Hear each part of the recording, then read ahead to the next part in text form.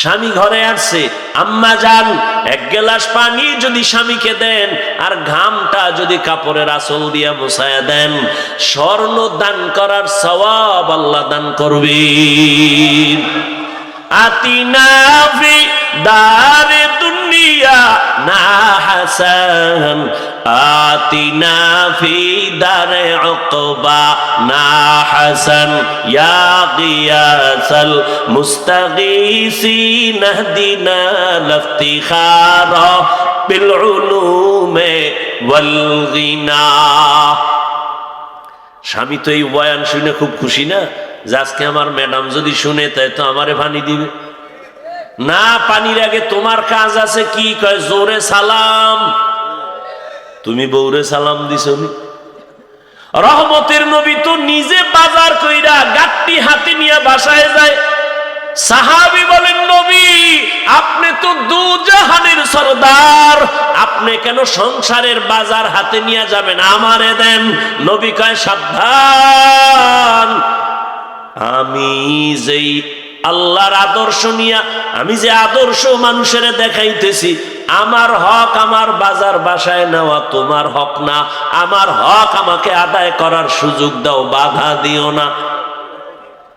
নবী কত ব্যস্ত, এরপরও বিবিদের খেদমতে নবী আগায় যান। এরে নবীর আশিক হযরত আলী বলেন, ফাতেমা সালামের জবাব দিলেন, কাজ বন্ধ করে আমার পাশে বসলেন। আমার এখন সব কাজ বাদ, স্বামীর কি কাজ লাগে এটা দেখবে, আগে খবর নিবে খাইছেন নি, কোথার থেকে আসছেন, কি হালাত। আর আমগো আম্মা জানেরা টুকটাক কাজ করলে স্বামী আইসে টের পাইলে হুদা জায়গায় হুইয়ে পড়ে, হুদা জায়গায় হওয়া লাগে না, হুইয়ে পড়ছে। কিও মাথাটা ব্যথা, আল্লাহ যখন নাই ব্যথা আবার কইছো দে, এটার জনমের ব্যথা দে। তা মিশা কইছি কোনটা? এরে আল্লাহর বান্দা, যদি কয় পানি দিতে পারবানি, কয় লইয়া খাও, পানি দেও খাওয়াইতে, বিয়ে করছো কা জাগাত বয়ান, তোমারে পানিও দিতে হইব তো বিয়ে করছো কেন, এই শক্তি নেই পানি খাওয়া। কে চিন্তা করে পরকালের সওয়াব? আলীকে ফাতেমা জিজ্ঞাসা করেন, স্বামী আমার কোথা থেকে আসছেন? বলে দরবারে রিসালাতের থেকে আসছি। বলে আব্বা জান কেমন আছেন? বলে দেখলাম তো পেরেশান। কেন? সাহাবায়ে কেরামদের সামনে প্রশ্ন চলতেছে, মহিলাদের জন্য দুনিয়াতে শ্রেষ্ঠ গুণ কোনটা? কেউ দিছেনি জবাব? কয় না। ও ফাতেমা তুমি পারবানি? কয় ইনশাআল্লাহ। আমি জবাব দেই। ফাতেমার থেকে জবাব লইয়া কয় আলী, কয় নবী পেরেশান, একটা দৌড় দেই। আমার আব্বা জানের সালাম দিয়া চইলা যান, জবাব দিয়া দিছি। আলী দৌড়াইয়া রহমতের নবীর দরবারে হাজির। নবীও নজর করছেন, আলী কোথার থেকে আসছো? আবার কয় ঘর থেকে। আমার কলিজা কেমন আছে? বলে আলহামদুলিল্লাহ। নবী সুসংবাদ, এতক্ষণ যেই প্রশ্নের জবাবের জন্য পেরেশান, জবাব দিছে ফাতেমা। কয় দিছেনি কাহা? কয় ফাতেমাই তো পারবে, কারণ ফাতেমা তো আমার কলিজা হলো ফাতেমা, ফাতেমাই তো পারবে। কি জবাব দিছে? কয় ফাতেমা জবাব দিছে, নারীদের জন্য জমিনে শ্রেষ্ঠ গুণ হলো বেগানার নজর থেকে নিজেকে বাঁচাইয়া রাখা। জিন্দেগি মে বন্দগি তু কর নাহি, जिंदगी में बंदगी तू कर नहीं, जिंदगी बे बंदगी शर्मिंदा है, जिंदगी बे बंदगी शर्मिंदा है। यहाँ हम सब मुसाफिर दिल ना लगा, अहले दिल की नजर से रूह करता जा, यहाँ हम सब मुसाफिर दिल ना लगा,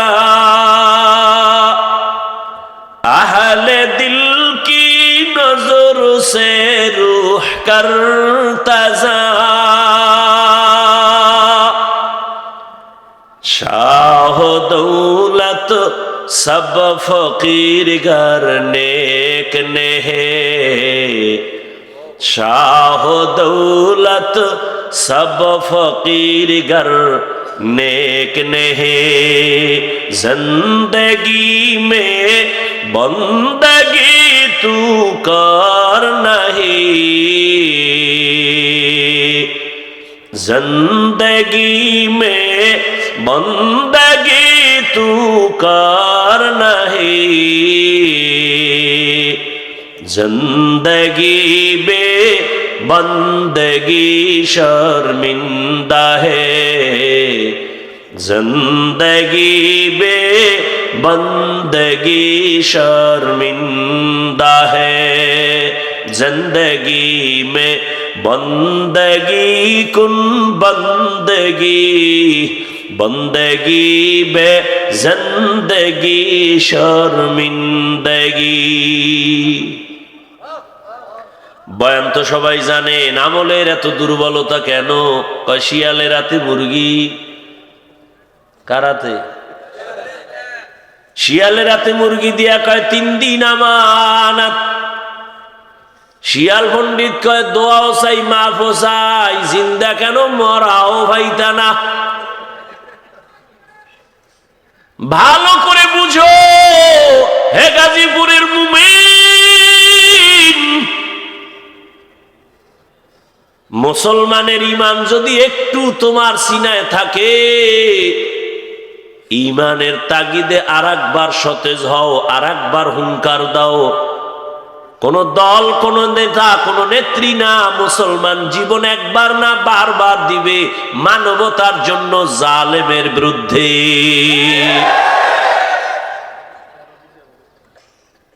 শিয়ালের হাতে মুরগি দিলে যা হবে দেখছো, বেনামাজি আর সুদখোরের হাতে ধর্মের চাবি দিলে তো তাই হবে।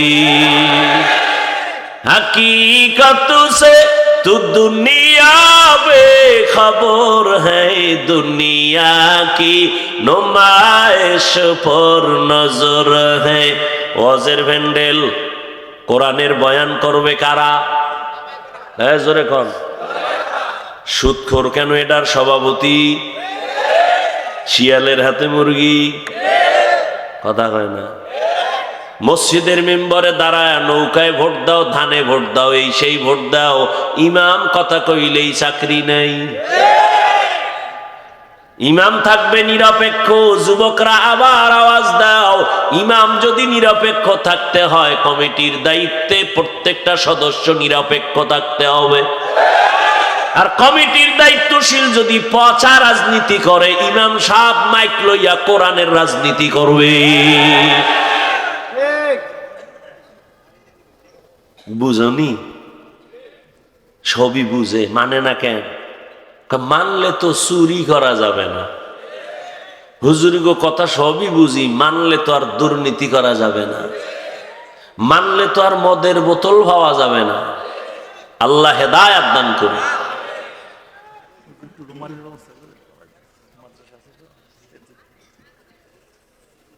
রেডি আছে আপনার লোক? কথা বল। রেডি? ছাত্ররা যাবে আল্লাহর মহব্বতে একটু রুমালে 1000, 100, 500 যা পারেন দান না করলে দিনের প্রতিষ্ঠান কেমনে চলবে? আমার পরে কি কেউ বয়ান করবে? আচ্ছা, তো আমি দোয়া করে ফেলবো 2 মিনিটে, রুমাল নিয়ে ছেড়ে দেন। ছাত্র নামো। এই ছাত্র কই? আর ভাই কই লোক কই? নামায় দেন। এই থামেন, থামেন।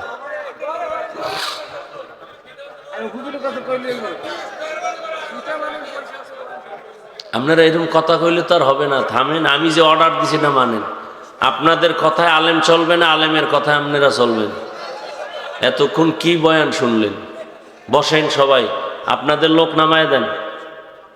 মাদ্রাসার কালেকশন লাগবে আগে, এরপরে ওয়াজ সময় থাকলে হবে, না হইলে নেই।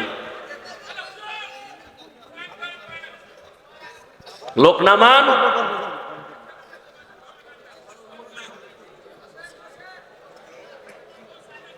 মাথার মধ্যে এত দায়িত্ব থাকলে অজয় কেমন?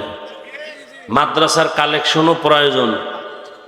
মাদ্রাসা আছে তো এই জন্য আমরা আছি, আলেম ওলামা আছে, হাফেজে কোরআন আছে, 5টা ছেলের মাথায় পাগড়ি দেওয়া হয়েছে।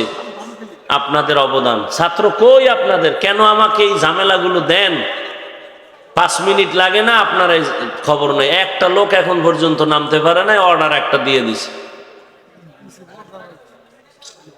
কেন আমাকে এই শুধু শুধু মাঝখানে ডিস্টার্ব করলেন? একটা লোক নাই।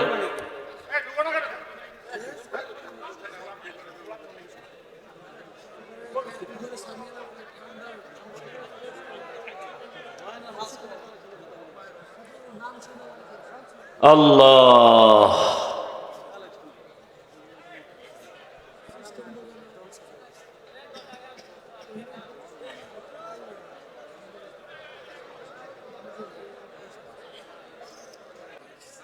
আল্লাহ বলেন আমি মানুষ আর জিন বানাবার একমাত্র কারণ ইবাদত। জীবনে বান্দা তুমি যা বলবা ইবাদত, যা করবা ইবাদত, সব হবে মদিনাওয়ালা নবীর তরিকায়, নবীর আদর্শ মতো। নবীর আদর্শ নিয়ে তুমি সংসার চালাও ইবাদত, নবীর আদর্শ নিয়ে তুমি দুনিয়া চালাও ইবাদত। আল্লাহর সন্তুষ্টির জন্য দুনিয়ার সবাইকে বেজার করা সম্ভব। আল্লাহর নবী বলেন আল্লাহকে অসন্তুষ্ট বা বেজার করা সম্ভব না। আল্লাহর আদালত বলতে একটা আদালত আছে, কিয়ামতের আদালত। আর ওই আল্লাহর আদালতে সব বান্দা হাজির হয়ে জবাব দিতে হবে। ওয়া আম্মা মান খাফা মাকামা রাব্বিহি ওয়া নাহান নাফসা আনিল হাওয়া ফাইন্নাল জান্নাতা হিয়াল মাওয়া। আল্লাহ তাআলা বলেন যারা আমার আদালতে দাঁড়াইয়া হিসাব দেওয়ার ভয় নিজেকে গুনাহ থেকে বাঁচাবে, আমি আল্লাহ তাকে জান্নাতুল মাওয়া, শান্তির স্থায়ী ঠিকানা দান করব। আতিনা ফি দারে দুনিয়া না হাসান, আতিনা ফি দারে উকবা না হাসান, ইয়া গিয়াসাল মুস্তাগীসিন ইহদিনা লিফতিখারা বিল উলুমে ওয়াল গিনা। এই হাতটা পুরা ভালো না, এটা মাঝখানে যদি আবার কেটে যায় আর জোড়া দেয়, তার ওই আগের শক্তি থাকে। সব বিষয়ে মনে করেন আল্লাহ আকল দিছে, কুত্তারে দেয় না, মানুষকে দিছে। এখন বয়ান আমি সব জায়গায় বলি, বয়ান বক্তার এলেমের হেডমে হয় না, বক্তার এলেম আর আমলের হেডমে ওয়াজ হয় না।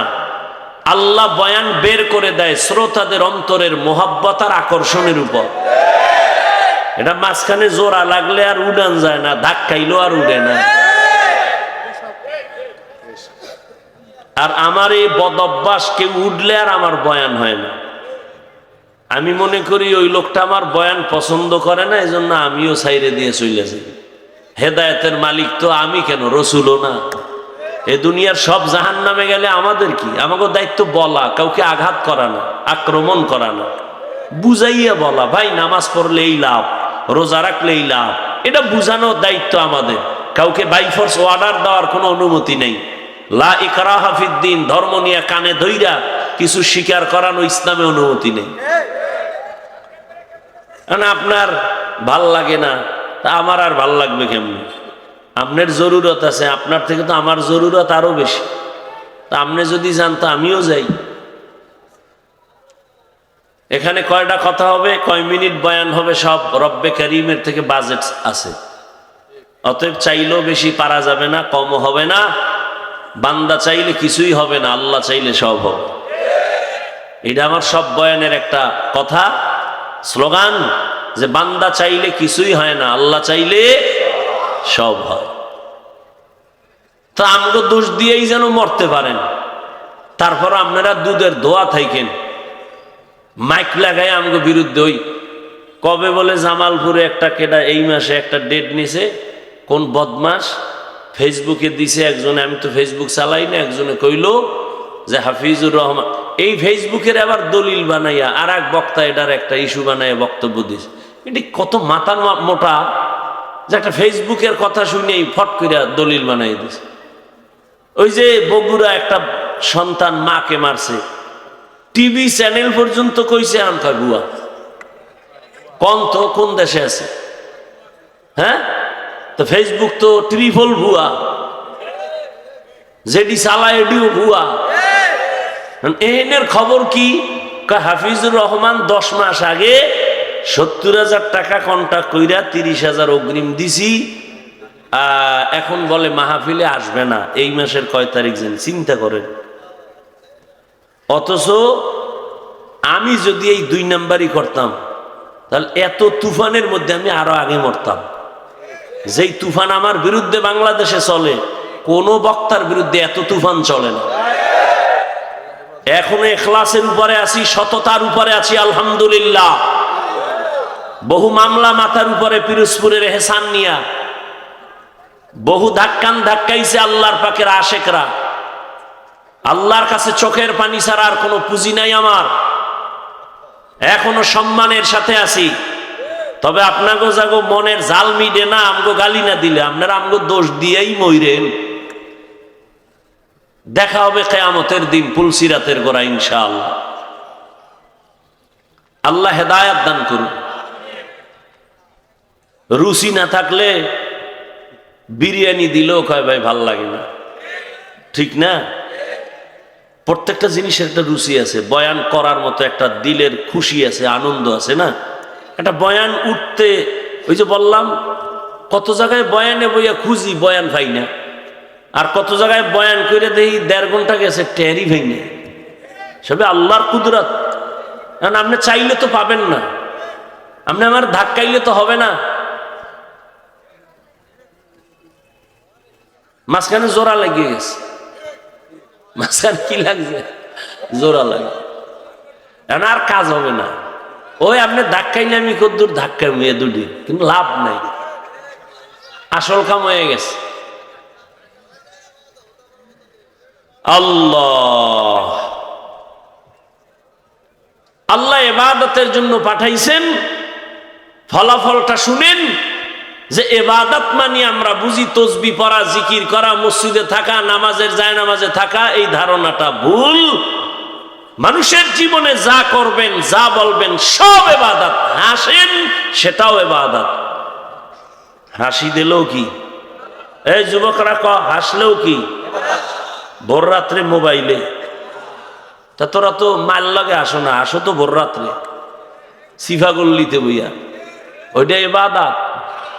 মায়ের সাথে হাসবি, ইবাদত। স্বামী বেচারা স্ত্রীর সাথে হাসো, ইবাদত। আর একজন আর বউয়ের সাথে হাস, ওটাও তো বউ, ওটা তো তোর বউ না। এত বছর স্লোগান দিছো, ধর্ম যার যার উৎসব, সবার এই স্লোগান বাদ দাও। কারণ তোমার এই স্লোগান প্রমাণ করে বিয়া সবার, কি বলে, বউ কিনা, বিয়া যার যার বউ সবার। তোমার স্লোগান তো এটাই প্রমাণ করে। এই মোবাইলে কত গুনাহ করো রে বাবা। মোবাইল তো আমিও চালাই। ও যুবক, তুমি তোমার লাইনে থাইকা আমার আল্লাহর জান্নাতের পথে চলো, আমি আমার স্থানে থাইকা জান্নাতের পথে আগাই। তুমি স্কুলে আসো, বাধা নাই, ছাড়িস না স্কুল। কলেজের লেখাপড়া বাদ দিস না। কোন হুজুর বয়ান দিলেও ফিরবি না। টাকা না থাকলে যোগাযোগ করবি, ফ্রি পড়ানোর ব্যবস্থা। তুই ডাক্তার হ, আমার দেশে ডাক্তার আছে, কিন্তু তাসনিমার মতো ডাক্তার চাই না। আমার দেশে সাংবাদিক আছে, তবে হলুদ কালারের সাংবাদিক চাই না। আমার দেশে প্রফেসর আছে, তবে ঢাকা কলেজের আহমদ শরীফের মতো বেঈমান চাই না। ভালো প্রফেসর হ, ভালো একটা ডাক্তার হ, ডাকাত হইস না। ডাক্তার তোর ব্যবহারে মানুষের দিল ঠান্ডা হবে, দোয়া করবে, মায়ের কবর জান্নাত হবে।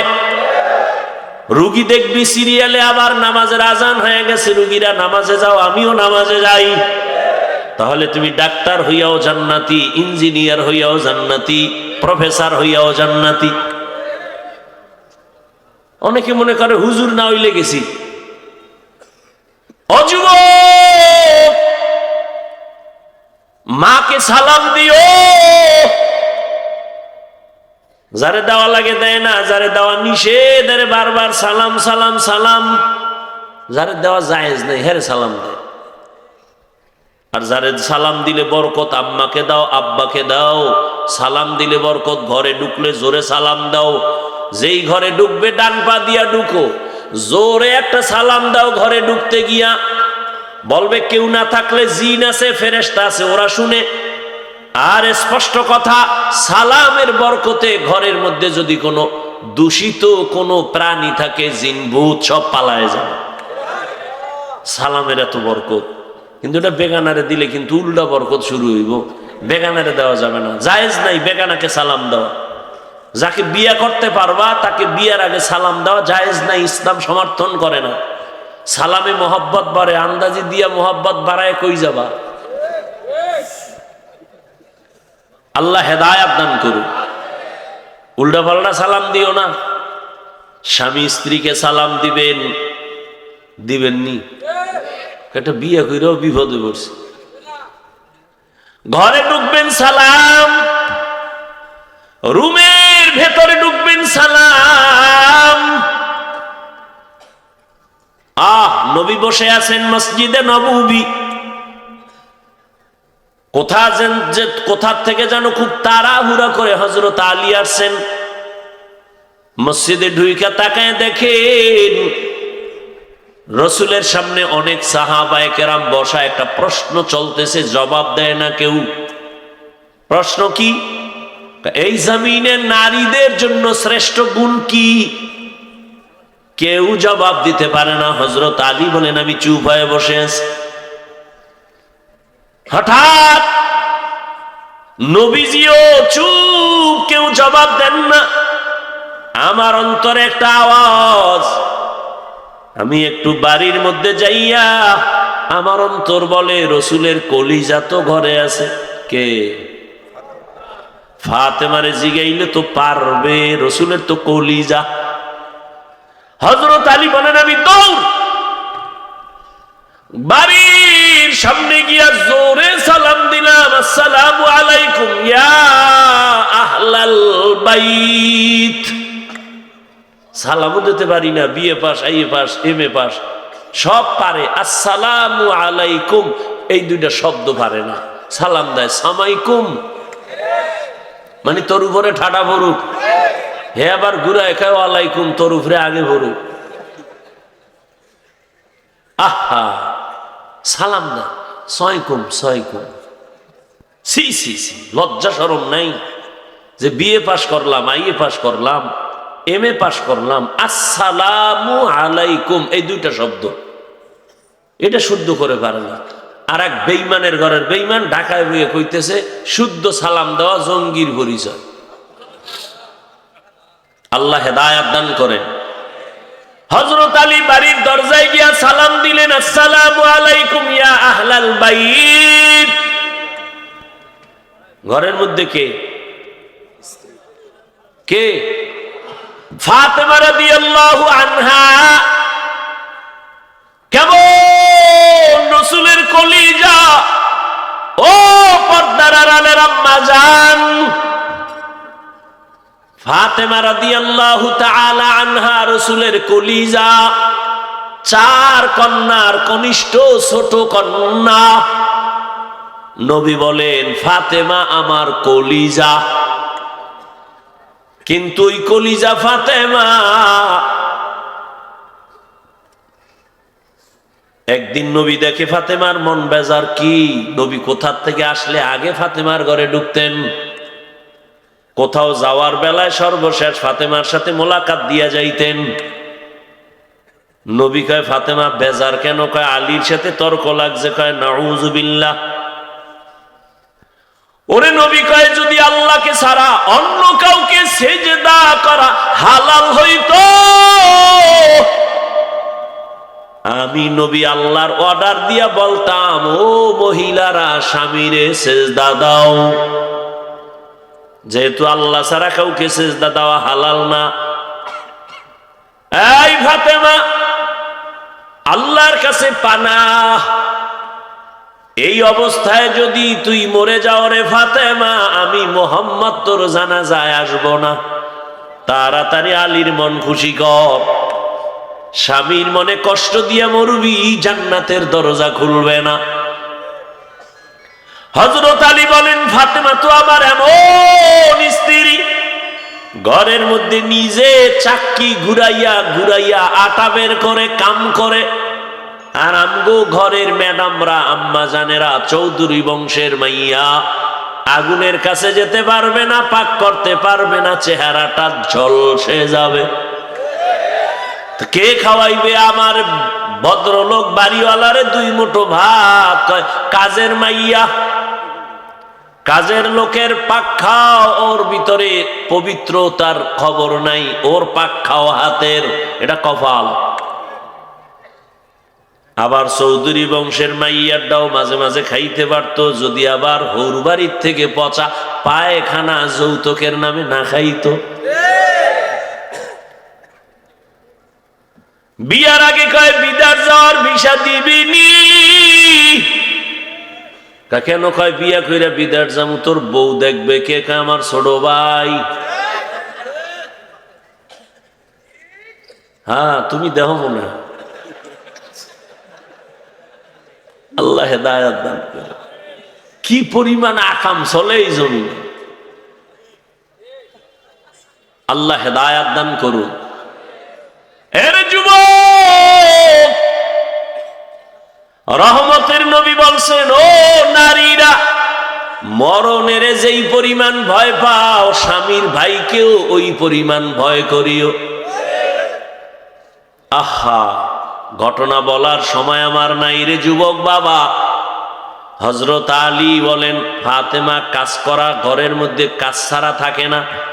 আর যেই মনে রাখেন পয়েন্ট, যেই মহিলারা সংসারে কাজ করবে, আল্লাহর কসম 1 বার, আল্লাহর কসম 2 বার, আল্লাহর কসম 3 বার, ওয়াল্লাহি বিল্লাহি তাল্লাহি, যেই ঘরের স্ত্রীরা সংসার গুছায়া রাখবে, কাজ করবে, ওই সংসার স্বর্ণের মতো, মুক্তার দানার মতো শুধু বাড়বে বাড়বে বাড়বে, শান্তি বাড়বে, সম্পদ বাড়বে, সম্মান বাড়বে, সন্তান বাড়বে।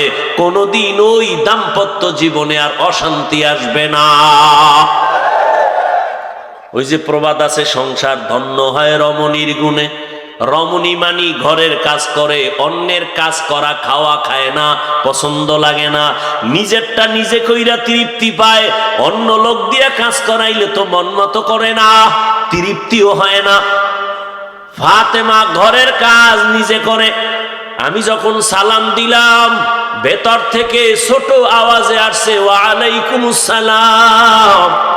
দরজা খুলে গেল। ফাতেমা ব্যস্ত ছিল, আমাকে আইসা এবার খেদমতের জন্য রেডি। প্রথমে একটু পানি, স্বামী ঘরে আসছে, আম্মা যান 1 গ্লাস পানি যদি স্বামীকে দেন, আর ঘামটা যদি কাপড়ের আঁচল দিয়া মুছায়া দেন, স্বর্ণ দান করার সওয়াব আল্লাহ দান করবেন। আতিনা ফি দারে দুনিয়া না হাসান, আতিনা ফি দারে উকবা না হাসান, ইয়া গিয়াসাল মুস্তাগীসিন ইহদিনা লিফতিখারা বিল উলুমে ওয়াল গিনা। স্বামী তো এই বয়ান শুনে খুব খুশি না, যে আজকে আমার ম্যাডাম যদি শুনে তাই তো আমারে পানি দিবে না। পানির আগে তোমার কাজ আছে কি? কয় জোরে সালাম।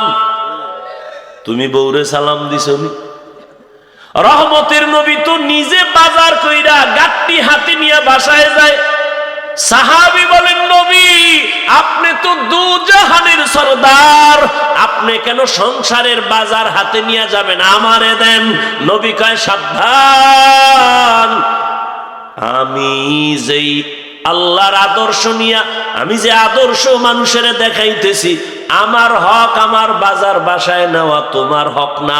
আমার হক আমাকে আদায় করার সুযোগ দাও, বাধা দিও না। নবী কত ব্যস্ত, এরপরও বিবিদের খেদমতে নবী আগায় যান।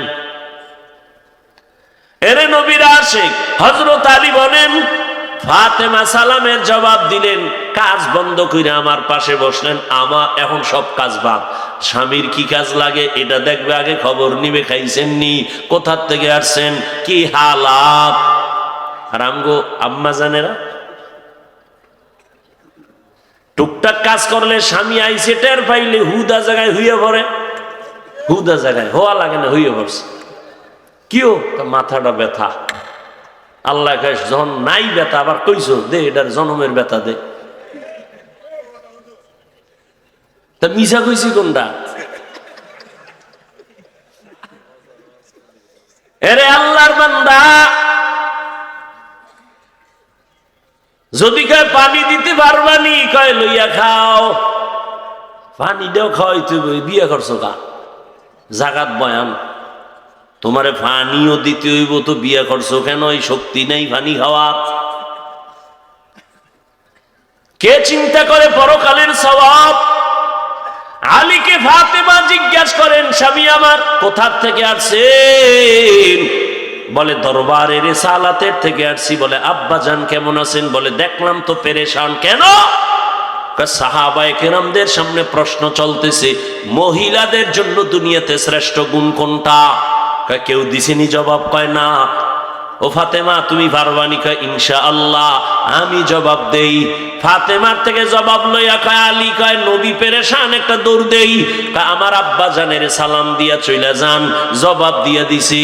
আলী দৌড়াইয়া রহমতের নবীর দরবারে হাজির। নবীও নজর করছেন, আলী কোথার থেকে আসছো? আবার কয় ঘর থেকে। আমার কলিজা কেমন আছে? বলে আলহামদুলিল্লাহ। নবী সুসংবাদ, এতক্ষণ যেই প্রশ্নের জবাবের জন্য পেরেশান জবাব দিছে ফাতেমা। কয় দিছে নি কাহা? কয় ফাতেমাই তো পারবে, কারণ ফাতেমা তো আমার কলিজা হলো ফাতেমা, ফাতেমাই তো পারবে। কি জবাব দিছে? কয় ফাতেমা জবাব দিছে, নারীদের জন্য জমিনে শ্রেষ্ঠ গুণ হলো বেগানার নজর থেকে নিজেকে বাঁচাইয়া রাখা। বেগানার নজর থেকে নিজেকে হেফাজত করো।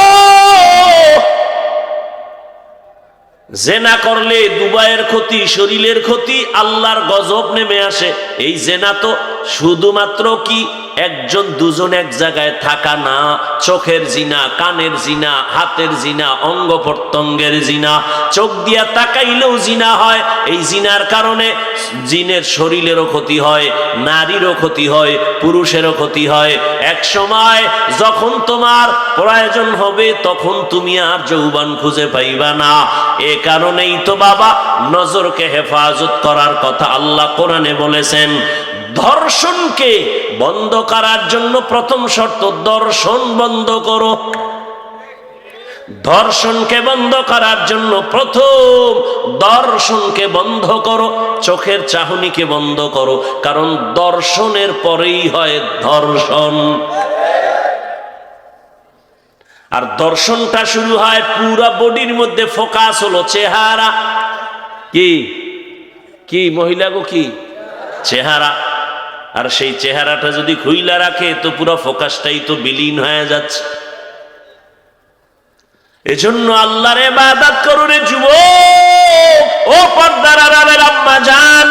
আপনি তো ফাতেমা না, তবে আপনি যেই আল্লাহ ফাতেমারে এত দয়া করছেন, ওই আল্লাহ তো এখনো আছেন। আপনি কেন আল্লাহর কাছে চান না?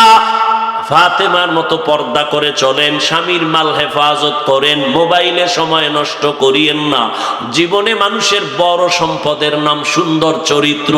আম্মা জান, আপনার চরিত্র যদি ভালো রাখতে পারেন, আপনার গর্ভ থেকে আব্দুল কাদের জিলানী, খাজা মুঈনুদ্দিন চিশতি, এভাবে বড় বড় বড় বড় সন্তান আসবে দুনিয়াতে। আপনার গর্ভ থেকে একটা আদর্শবান ডাক্তার আসবে, আদর্শবান ইঞ্জিনিয়ার হবে, আপনার আদর্শের কারণে আদর্শবান প্রফেসর হবে।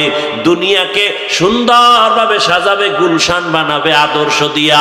আম্মা জান, জীবনে তো কম শয়তানের ধোকায় কাজ করেন নাই। ও যুবক বাবা, এখনো তওবা করো। জীবনে তো গুনাহ কম করো নাই। তোমার মতো কত যুবক স্কুল কলেজে পড়ে, চাকরি করে, ব্যবসা করে, জেনারেল লাইনে থাইকাও নামাজ পড়ে, দাড়িওয়ালা আসেনি? তুমি কেন পারো না তওবা করো? আর কত গুনাহ করবা? কোন দিন ঘুমের ঘরে মরণ হবে জানা নাই, বাসের তলে কোন দিন মাথাটা চলে যাবে জানা নাই। ওই যে এমন একটা দিন নাই অ্যাক্সিডেন্টের খবর নাই, বাসের তলে যুবক, গাড়ির নিচে যুবক, পানির নিচে যুবক, ঘুমের বিছানায় লাশ পড়ে রইছে যুবকের।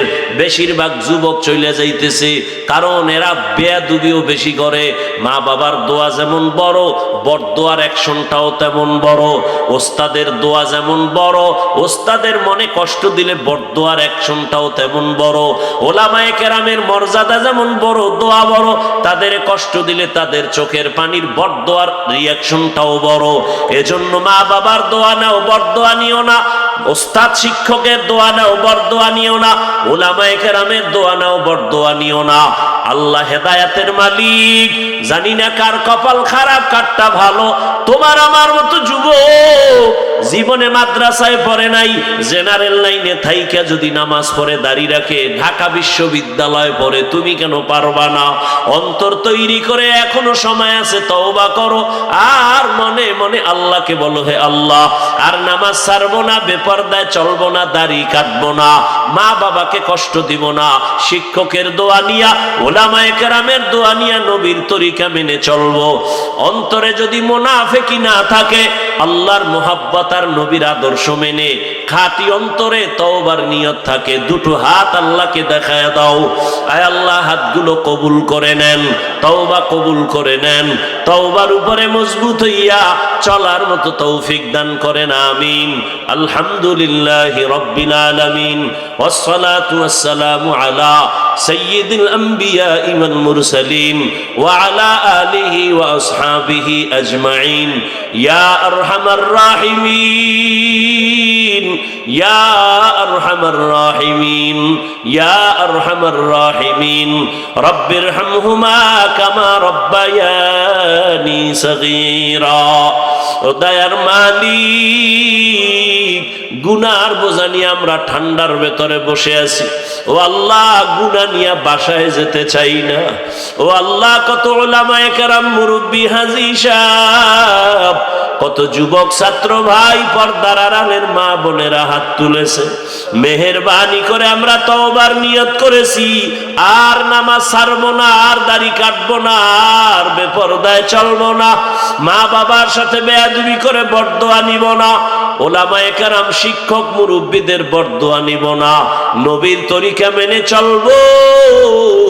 মেহেরবানি করে আমাদের সকলের তওবা কবুল করে নেন, গুনাহের প্রতি ঘৃণা জমায়া দেন, ঈমান আমলের শক্তি বাড়ায়া দেন, মা বোনদের আবেদা বানায়া দেন, সন্তানগুলো নেককার বানায়া দেন, সারা দুনিয়াবাসীকে মাফ করে দেন, বাংলাদেশ জালেমদের জুলুম থেকে হেফাজত করেন, বিদেশের ঘরে যারা ব্যবসা চাকরি করে হেফাজত করেন, সুন্নাতওয়ালা জিন্দেগি দান করেন।